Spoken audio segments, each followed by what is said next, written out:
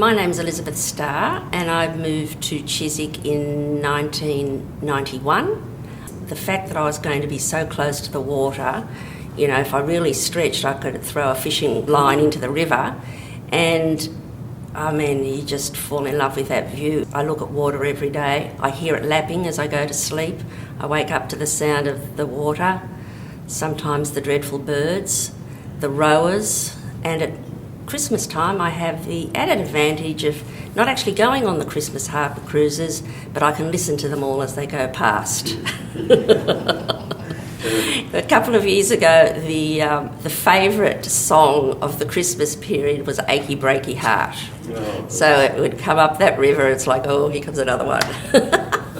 I often hear the fishermen not far from my window about 4 o'clock in the morning throwing out their lines and talking to each other. It's so still that you can actually hear them have conversations. You know when the tide's in or the tide's out because the fishermen arrive, and it's often a family group that comes and men bringing their young children, so that's fun. I'm forever taking photos of my sunset. It's my sunset down the Parramatta River towards the Blue Mountains. My unit faces north, so I just go down to the lawn, and it is unbelievable. The last month, 6 weeks, where we've had these beautiful days, the sunsets are just amazing.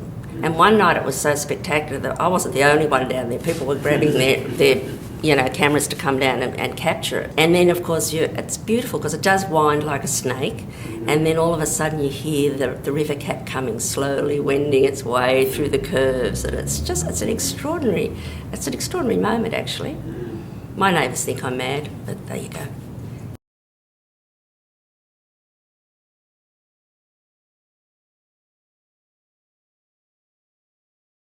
Community in Chiswick, I think, is fairly representative in terms of what's happening with community everywhere, in that there is sadly less connection these days between people in communities.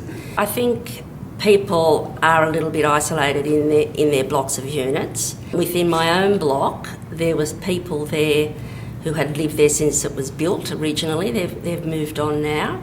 So they were well established in the body corporate, and I participated in the body corporate because it's a good way to be part of that community. Over the years, the nature of the residents has changed. At one time, the majority of people were renters, but now it's in reverse. A lot of younger people have come in and bought this as their first home, not as an investment property, which is great. So that's added a new dimension to life there, and it's great too that they also participate on the body corporates, so we're getting a lot of different ideas and people who are in the know and with great contacts for any work that needs to be done. I think times are changing in a way that we're becoming more connected with the people from our community. In our unit we certainly have a connection with the different people, so that's always a plus. If you know you've got neighbours who you can trust. I think the key to it all is if you can find someone you can trust your key with, you know you're in a good place. And I've got my key with several people because I'm always locking myself out. We have some elderly people there who have their health problems. It's interesting, we all look out for them. I have an elderly man's key so that if he has a problem, he knows that I'll go down. When we've known people have been ill, people rally and they do the shopping for them. So, you know if I was sick tomorrow, I could go to a couple of people and they would help me. They'd take me to hospital, no worries. So that's really comforting. And another man was very ill, so different people look after him. They look after different people, watch out for them. You know, if you don't see the light on, after a few days, someone will check. And that has happened, which saved somebody's life not so long ago. It would have been wonderful to have some of the old buildings remain. I think the building around there started probably in the 60s, when anything that was old was pretty well demolished, wasn't it? Which is a sad for us. Where we're actually situated at number 7 is built on the old timber mill. So as a consequence, we have a problem with termites. That's a leftover from days gone by. At least there's that older building down in that huge new estate further down the road. There's a couple of buildings around, but there isn't much, and that is disappointing But I guess that was the time. People just knock things down. But we've still got the old steps there that lead down to where the ferry wharf is. I think part of being part of a community and feeling a sense of ownership is about having knowledge of the history and identifying interesting landmarks within your environment, particularly for young children. Are we doing anything in the school at Abbotsford to tell them about the history of the local area? And so they can also bring that knowledge home to their families, many of who, of course, live in our units in that area. Interesting history. Many years ago, when we had the father and son working at the fish shop, by chance, one day, who should stop there to buy fish and chips but Alan Jones? And because Alan loved it so much, he then talked about it on the radio. And that was just the most amazing opportunity and advertisement for the people at the Chiswick fish shop. And in fact, you would often see a little minibus full of seniors pull up and they'd run in to get their fish and chips and run out again because, of course, they probably dominate Alan's audience. So it became quite famous, and you'd see little bus loads and other people collecting the stuff. It was very, very funny and very busy.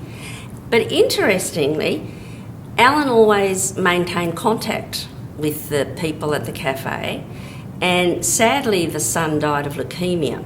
And he was only in his 30s, he had a couple of children, and it was a very tragic time for the community because they were so well liked and loved and did a great job. And Alan went to the funeral, and as did members of the community, as like myself and another resident.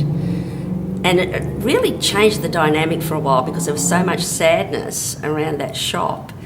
And subsequently they had to give up the lease and new owners came, and it's been such a long time actually since it had that feel again of those people who were really connected with us, weren't just there doing a job.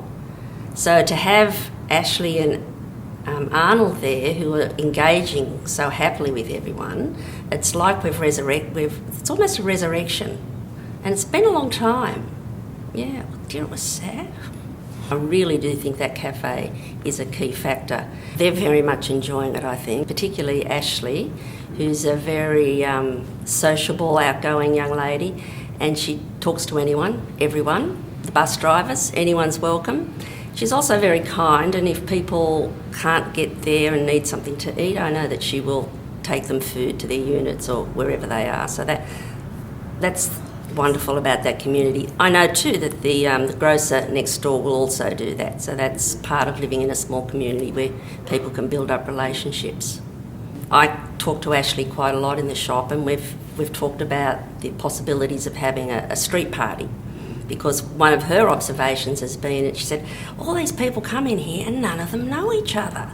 And so many people are meeting each other for the first time. So that would be a fun thing to do.